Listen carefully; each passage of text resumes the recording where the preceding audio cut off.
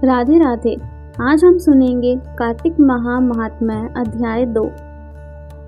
सिमर चरण गुरुदेव के लिखूं शब्द अनूप, कृपा करे भगवान सत्य चित्त आनंद स्वरूप। भगवान श्री कृष्ण आगे बोले, हे प्रिय, जब गुणवती को राक्षस द्वारा अपने पति एवं पिता के मारे जाने का समाचार मिला तो वह विलाप करने लगी। हे नाथ, हे पिता, मुझको त्याग कर तुम कहाँ चले गए? मैं अकेली स्त्री तुम्हारे बिना अब क्या करूं? अब मेरे भोजन, वस्त्र आदि की व्यवस्था कौन करेगा? घर में प्रेम पूर्वक मेरा पालन पोषण कौन करेगा? मैं कुछ भी नहीं कर सकती। मुझे विधवा की रक्षा कौन करेगा? मैं कहाँ जाऊं? मेरे पास तो अब कोई ठिकाना ही नहीं रहा। इस प्रकार विलाप करते हुए गुणवती चक्कर खाकर धरती पर गिर पड़ी और बेहोश हो गई। बहुत देर बाद जब उसे होश आया तो वह पहले की ही भांति करुण विलाप करते हुए शोक सागर में डूब गई। कुछ समय के पश्चात जब वह संभली तो उसे ध्यान आया कि पिता और पति की मृत्यु के बाद मुझे उनकी क्रिया करनी चाहिए जिससे उनकी गति हो सके। इसलिए उसने अपने घर का सारा सामान बेच दिया और उससे प्राप्त धन से उसने अपने पिता एवं पति का श्राद्ध आदि कर्म किया। तत्पश्चात वह उसी नगर में रहते हुए 8 पहर भगवान विष्णु की भक्ति करने लगी। उसने मृत्यु पर्यंत तक नियम पूर्वक सभी एकादशियों का व्रत और कार्तिक महीने में उपवास एवं व्रत किए। हे प्रिय, एकादशी और कार्तिक व्रत मुझे बहुत ही प्रिय हैं। इनसे मुक्ति, भुक्ति, पुत्र तथा संपत्ति प्राप्त होती है।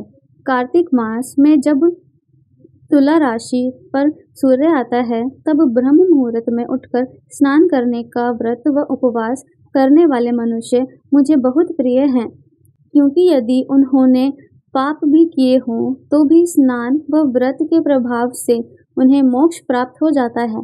कार्तिक में स्नान, जागरण, दीपदान तथा तुलसी के पौधे की रक्षा करने वाले मनुष्य साक्षात भगवान विष्णु के समान हैं। कार्तिक मास में मंदिर में झाड़ू लगाने वाले, स्वास्तिक बनाने वाले तथा भगवान विष्णु की पूजा करने वाले मनुष्य जन्म मरण के चक्कर से छुटकारा पा जाते हैं।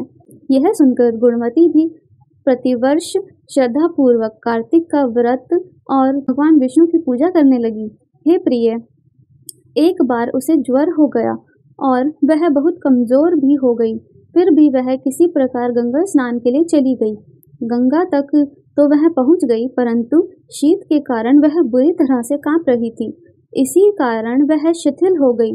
तब मेरे दूत उसे मेरे धाम में ले आए। तत्पश्चात ब्रह्मा आदि देवताओं की प्रार्थना पर जब मैंने कृष्ण का अवतार लिया तो मेरे गण भी मेरे साथ इस पृथ्वी पर आए, जो इस समय यादव है। तुम्हारे पिता पूर्व जन्म में देव शर्मा थे तो इस समय स्त्राजित है। पूर्व जन्म में चंद्र शर्मा जो तुम्हारा पति था वह डाकू है और वे हे देवी, तू ही वह गुणवती है। कार्तिक व्रत के प्रभाव के कारण ही तू मेरी अर्धांगिनी हुई है। पूर्व जन्म में तुमने मेरे मंदिर के द्वार पर तुलसी का पौधा लगाया था।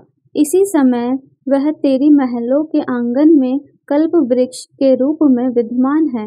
उस जन्म में जो तुमने दीपदान किया था उसी कारण तुम्हारी देह इतनी सुंदर है और तुम्हारे घर में साक्षात लक्ष्मी का वास है। क्योंकि तुमने पूर्व जन्म में अपने सभी व्रतों का फल पति स्वरूप विष्णु को अर्पित किया था, उसी के प्रभाव से इस जन्म में तुम मेरी प्रिय पत्नी हुई हो।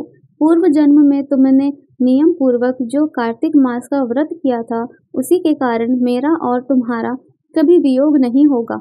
इस प्रकार कार्तिक मास में व्रत आदि करने वाले मनुष्य मुझे तुम्हारे समान प्रिय हैं। दूसरे जप, तप, यज्ञ, दान आदि करने से प्राप्त फल कार्तिक मास में किए गए व्रत के फल से बहुत थोड़ा होता है, अर्थात कार्तिक मास के व्रतों का 16वां भाग भी नहीं होता है। इस प्रकार सत्यभामा भगवान श्री कृष्ण के मुख से अपने पूर्व जन्म के पुण्य का प्रभाव सुनकर बहुत प्रसन्न हुई। हे कार्तिक महाराज, कहानी सुनते सभी भक्तों पर अपनी कृपा करना। राधे राधे।